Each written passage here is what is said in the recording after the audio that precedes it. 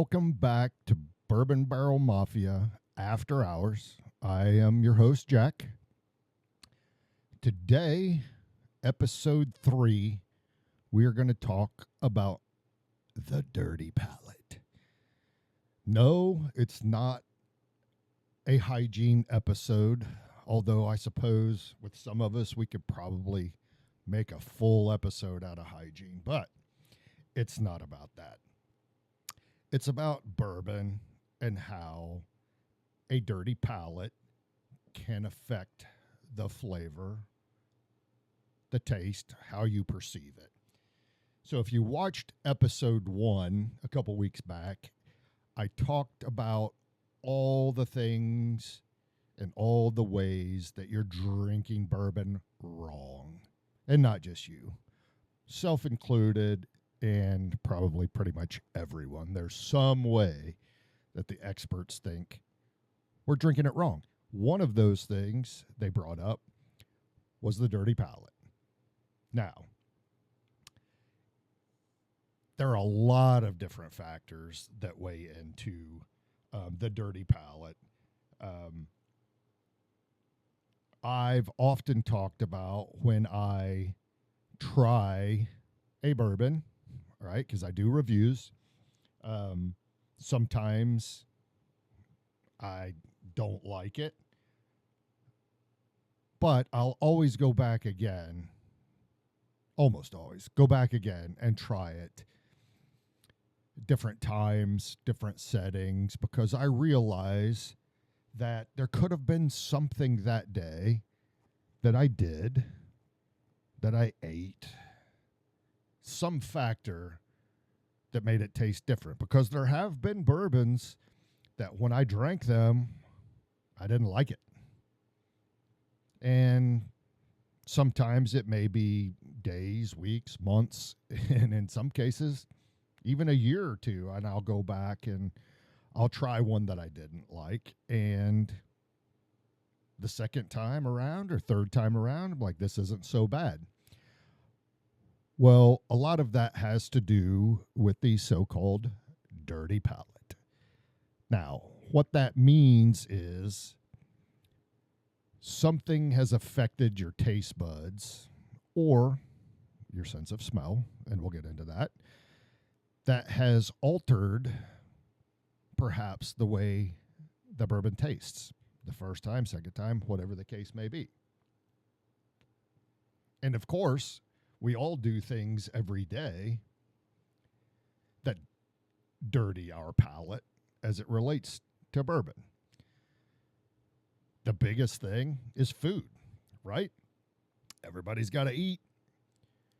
Depending on what you eat, it can affect how the bourbon tastes.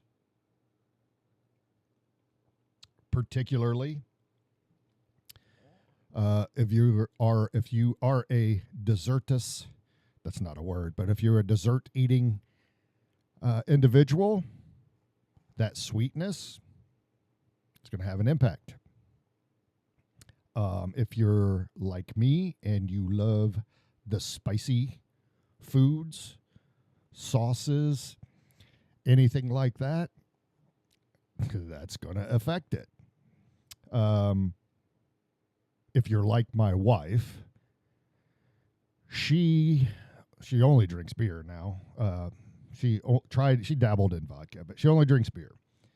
But her drinks have to be, like ice cold. And there are only a couple places that we go out and she'll drink beer. And there's only a couple places that have it really cold.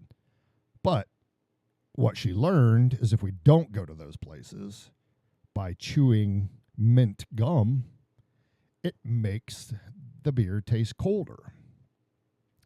Now, not that everybody wants their bourbon to taste colder, but if you chew gum and then drink bourbon, it's going to make it taste a whole lot higher proof than what it really is. So that can have another major impact. So imagine all the different foods that we eat and, what those contain that can add to this dirty palate, making it the bourbon taste maybe even undesirable, if you will. Also, I'm smoking a cigar. I do not smoke cigarettes.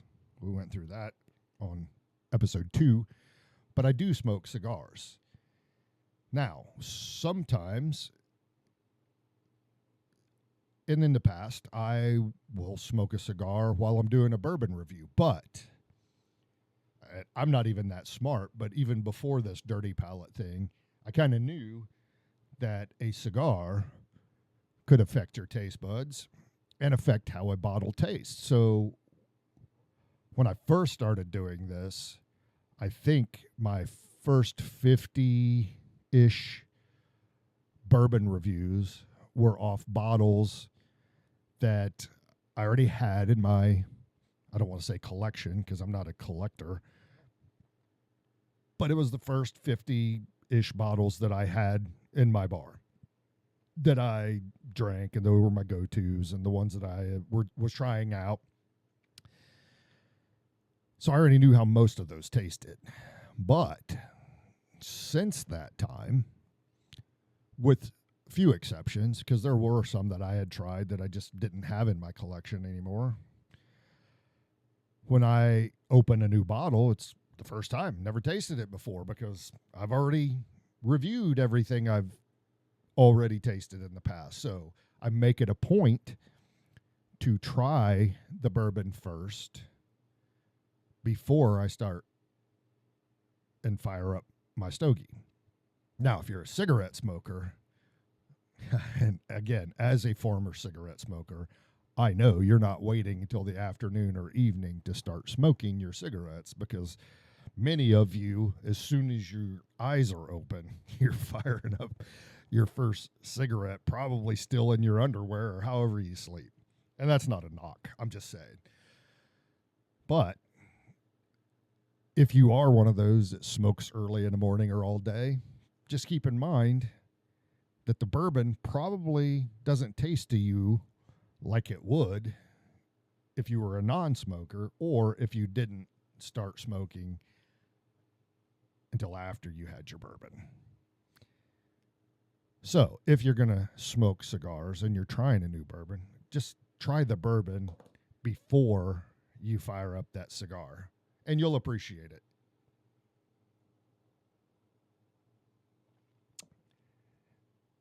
Excuse me. From your taste, actually 70 to 80% of that comes from your sense of smell. That's not my opinion, so I'm very opinionated. But what I can tell you, when I decide to do the reviews, when I do reviews, they're very subjective, right? It's just my opinion. And I try to convey that. So if I say it sucks or I say it's freaking awesome, I suspect you take that, if you listen to me, and you make a measured determination on whether you still want to try one or not. But when I'm doing something that's a little more scientific, I always do some research. Whatever that is, Google, AI, I will read medical articles or publications, because I don't want to be spewing opinions, having people believe that, oh shit, he said this, so it's got to be the case. Now, when I tell you that 70 to 80% of your taste comes from your sense of smell, that's not my opinion. That's scientific. For me, that's a big deal, because if you've listened to me in the past, I talk about my deviated septum. I have a horrible sense of smell. sometimes I can't taste a lot of different things. Maybe that's why I like spicy foods, because I can actually taste the flavor. But science says that if you have problem with your sense of smell, and not just a deviated septum, perhaps you have allergies. Here in Florida, geez, we go through the fucking, what is the yellow fucking pollen shit? All different kinds of it. I think even the weather people during that season, it's like a fucking menu of what you're going to smell today or what's going to cover the hood of your car today. So if you have sensitivities to the allergens or dusts or congestion, there's another one. If you're congested, that's seriously going to affect it. If you're sick, now, I have my own opinion about that, right? If you're sick, it's certainly going to impact your taste. But I am how do I phrase it? I believe, this is a wood table with a cover, so I'm knocking on wood. I happen to believe that I don't get sick a lot. I happen to believe the reason for that is the fact that I drink bourbon. Now, not just bourbon. So we're going to get in the weeds a little bit here. So I drink bourbon regularly. Not every day, many days, most days. Sometimes I don't drink it on a day. Sometimes I don't drink at all, any alcohol. So don't think I need a sponsor or anything like that. But I drink it often. And when I first started 6 years ago, I probably did drink it every day for a long time. But I go to the doctor, I get labs regularly, so everything's okay. But I don't drink it every day. But I think because of the fact that I drink it a lot, and I still do, I believe that it impacts the body in a way that doesn't allow me to get sick. I will get a lung infection if I inhale too much secondhand cigarette smoke, and that's happened a couple times. I went to Hard Rock once. My buddy Ken, our wives, and Hard Rock here in Tampa, they have gambling for the non-smokers and the exact same setup for the smokers. And we wanted to smoke cigars, so we go over there. And, man, we were there, I don't know, hour and a half, long enough to smoke a cigar, and I had such a freaking infection in my lungs, I thought I was going to die. But other than that, I don't get sick. And again, knock on wood. So I'm not telling you again that you should start drinking bourbon because you won't get sick, even though I believe that could be the case. Back in the Rona era, I didn't get COVID, even though I was exposed to some shit. And I think a lot of it has to do with that. Now, here's what else I can tell you, because I just told you I won't just talk my opinionated bullshit. I mean, I will. But there is some science out there, and I did a short video, I don't know, months ago about it, because, I don't know, I just get these fucking weird, maybe I'm flying or driving, and I'd be like, hey, I wonder if bourbon will cure fucking AIDS or whatever the case may be. I don't have AIDS. That's not why. I just threw one out there. And one day I was like, I wonder if my opinion that bourbon keeps me from getting sick has any scientific validity to it. So I did some research. And it does,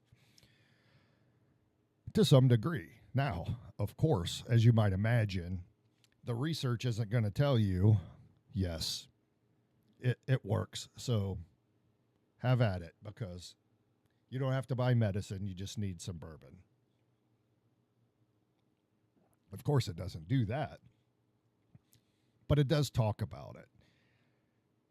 And also, because again, another one of my fucking weird, nerdy type things, I was like, I grew up on Westerns because that's all my dad would watch.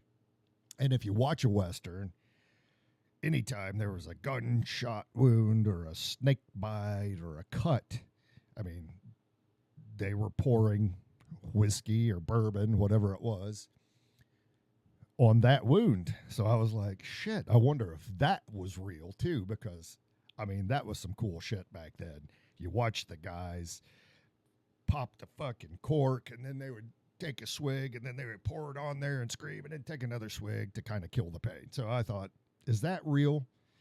And once again, there is some scientific proof to that.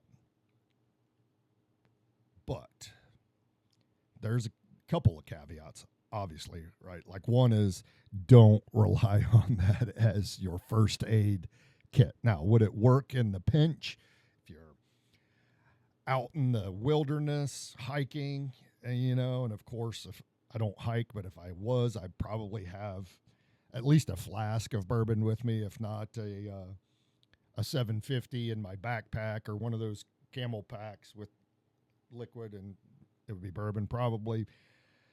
But it might work in the pinch if you really needed it to. But here's the other caveat. It's the higher proofs that actually have this sort of medicinal, if you will, ability to help or prevent or any of that stuff, both for the illness aspect and the topical, where you pour it on cuts and shit like that. I, for one, like a high proof. This one I'm drinking right now, 125 proof. It's not for everybody. And it doesn't make you weak if you don't like it. Because again, it may be such, because of my deviated palate, that I need the higher proofs, because science says that relative to the dirty palate thing. Smokers, people that can't breathe well or smell well because of nasal issues, it suggests that sometimes they lean towards those higher proofs. So I'm not saying if you don't like the high proofs that you're weak. I like the high proofs. The sweet spot for me, 100 to 110, it's almost like ideal, right? Not too hot, not too weak. You could probably drink it all day, every day. And I think those are, like I said, that's the sweet spot. And I think science says it has to be at least 100 proof before it has any of these abilities to impact the disease or the illness, or even for your cuts or snake bites or whatever that is.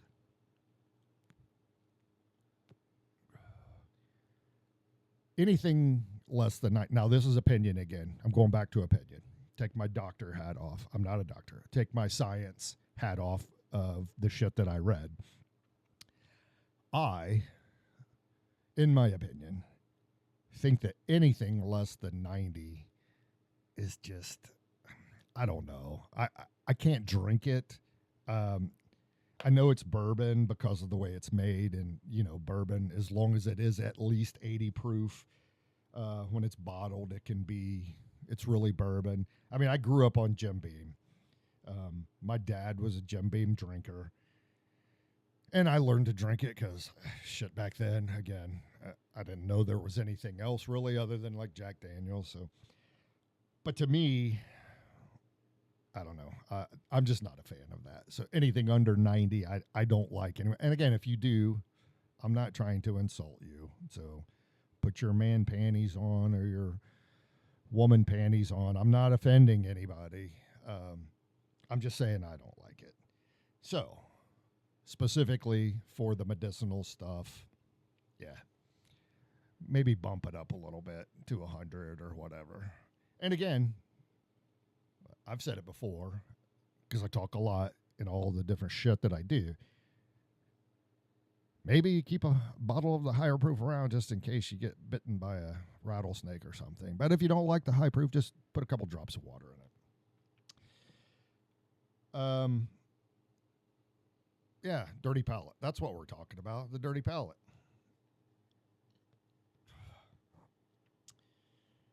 One thing that they talk about that I am very, very guilty of. Palate fatigue. Okay. Now, that doesn't mean you were working out your palate and all of a sudden it's tired and it needs a break. That's not what they're talking about. And I'm not guilty of that. Even though I talk a lot, so that probably does fatigue my palate. What they mean by palate fatigue and why I am guilty of it, when you're drinking, if you have 3, 4, 5 pours, your palate gets tired of tasting that same thing. And then kind of, so I every now and then, like if I was drinking and I'm like, it's just one of those days where I need several drinks, right? And I have those, not every day. But like today, I'm drinking 125 proof. I may have one, may have two, but still may want to have, I don't know, a couple more drinks. At that point, I may switch to something else. And in so doing, it's possible that it tastes the same. Let's say I switch to 100 proof. This is 1792 full proof, 125 proof. Let's say I switch to 1792 bottled and bond. It's 100 proof. Or maybe I switch to small batch, where it all started for me 6 years ago, and that's 93.7 proof. After 2 or 3, my palate might be fatigued, and then they may all taste the same. And then, heaven forbid, if I've been smoking a cigar during that too, because now my palate's all fucked up, and it may not know. So the point to that is, if you have 3, 4, 5, your palate will get fatigued. And then even if you do switch, let's say I didn't even stick with 1792. Let's say I went to Elijah Craig. Let's get even more crazy. Let's say I went to something finished in a sherry cask or tequila cask or anything like that. It may just all taste the same at that point because I've had so much that now my palate is fatigued. Again, not a bad thing. It might be bad if you're drinking 3, 4, 5, 6, which I try not to do anymore. But sometimes it's like, fuck it, I need that therapy. Not alcohol. I need the therapy from the alcohol, not therapy because of the alcohol. Or maybe both. I don't know. So there is a way to reset your palate. Have you ever shopped for cologne or perfume? I mean, I shop for perfume for the wife, or I have. And you go to Macy's or wherever you're going, all these just wonderful smelling perfumes. I mean, before I knew you could reset your sniffer, I'm just like, I don't know. Now it's like, shit, this one smells like the other one. I don't know. So then the coffee bean thing, like for years, I don't know how old I was when I finally saw that. And I'm like, oh, you can do that shit. And it works. And sometime back, I was curious, right? Because I watch other people do reviews, right? There are guys and gals that do a lot of bourbon reviews. But the ones that are like today, we're trying these three different bourbons, 2, 4, whatever. I watch them and they're like, they taste this one. Okay. Then they taste this one. They taste the next one, whether it's blind test or it's they know what they're trying. And they'll be like, I like this one. Well, if we're being honest, scientifically, you can't really tell the difference. But there are those that do the exact same thing, but they will reset their palate.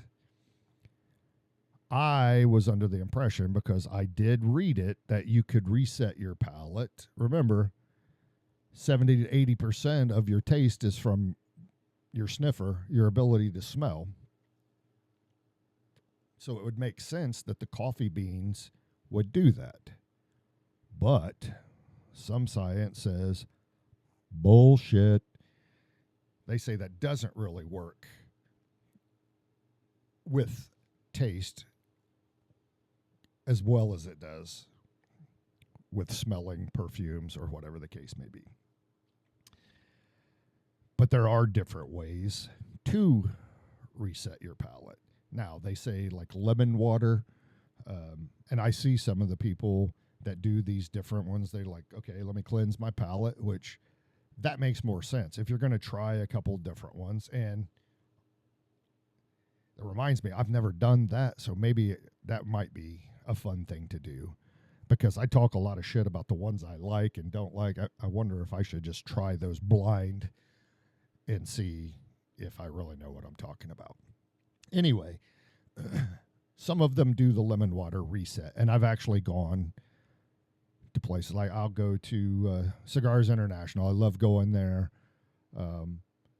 especially early on the weekend, because nobody else is there. I can sit at the bar, smoke a cigar, drink bourbons, and talk to the bartender. And we always talk about bourbon, obviously. I always go in and see what do they have that I haven't had yet, or what's new, and I'll start drinking that. And then we get to talking. They're like, have you ever tried this? I'm like, no. You want to try a little? Yeah. They'll bring me some little bit of lemon water just to cleanse my palate. So I can attest that that actually does work for me anyway. But there are other ways. Now, I've never heard of these before. But once I saw it, I was like, okay, maybe. So one of them, which is not that far-fetched, it's like, go get some fresh air. Like wherever you're at, go outside, go somewhere where you can just get some fresh air. They suggest maybe that cleanses the palate. But there are two other ways that I'm like, I don't know. Are you fucking serious? I haven't tried it switching bourbons yet, but they suggest this might reset your palate. 1, smell your shirt sleeve.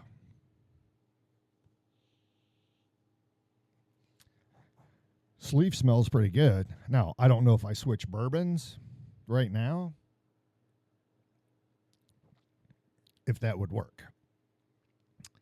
And I mean, I get it to some degree, depending on how you do your laundry or whatever. My shirt smells really fucking good. I mean, my wife uses some sort of fabric softener and dryer sheets or shits or whatever, the pebbles. I don't know, but it smells pretty good. Now, I don't know that it cleared my dirty palate, but they say it works. But this one, this last one that I'm about to throw at you, it says, smell the back of your hand. Interesting. I don't know if that works. Now, my hand smells somewhere in between cigar and whatever the hand soap was that I used to wash my hands earlier. I don't know if that cleanses it either, to be honest with you, but they suggest that that can work. So, the dirty palate. Just remember, when you're drinking it, maybe if you're trying one for the first time, if you're switching between bourbons, don't brush your teeth or mouthwash before you crack it open. Don't chew gum. Try not to smoke before, even if it's a cigar. And if it's cigarettes, you should quit. But I'm not here to tell you what to do. Maybe drink a little lemon water. Maybe smell the back of your hand. Smell your fucking shirt sleeve. Walk around outside in circles and breathe the fresh air. Then have yourself a good pour or switch to the next pour. And whatever you do, don't fucking fatigue that palate. That's all today's bourbon talk. Remember, it's not hygiene. It's just a dirty palate, but you can fix it. Until next week's After Hours, remember, pull up a chair, have a couple fingers any way you like it. Tell your friends to join us and stay for a while. Next week, friends, we'll talk about more after hour shit. Cheers.